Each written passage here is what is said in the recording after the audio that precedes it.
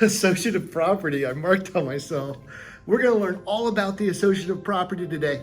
Guys, the associative property of addition and the associative property of multiplication. Hey, my name's Jason Jacobs. I'm gonna be your math tutor today. We're gonna have a lot of fun learning all about the associative property. Let's get going, guys. So check it out. The associative property of addition says when you have the quantity of A plus B, quantity of means there's parentheses there, or grouping symbols as they like to say.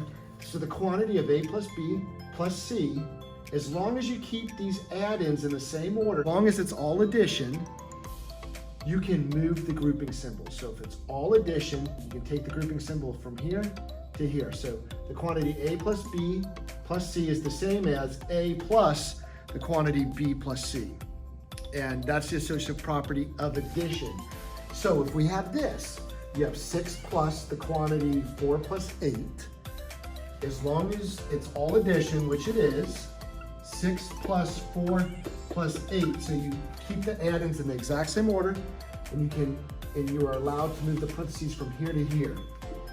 And you might say, well, why would I want to do that? Well, as you can see, this is a 10 pair, so 10s are a lot easier. We're dealing with easier numbers anyway, but if you were dealing with more complicated numbers and you can make it easier, that's why you would want to do it. So instead of 6 plus 12, which might be harder if there are harder numbers, you can make a 10 pair, like 6 plus 4 is 10 plus 8. At any rate, these two expressions are equal.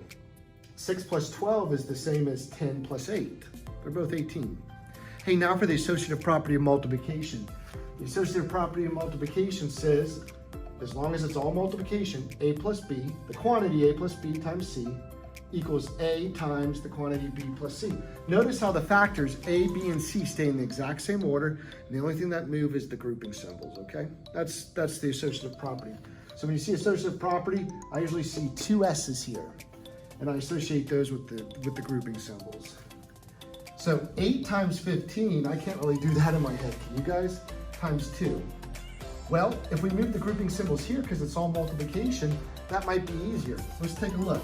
So notice the 8, the 15, and the 2, they stay in the same order, and the only thing that we're moving is the grouping symbols. Hey guys, 15 times 2, that's 30.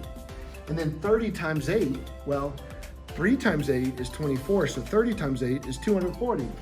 So that must mean this is 240 here, and this is 240 here. And that's the associative property of addition and the associative property of multiplication.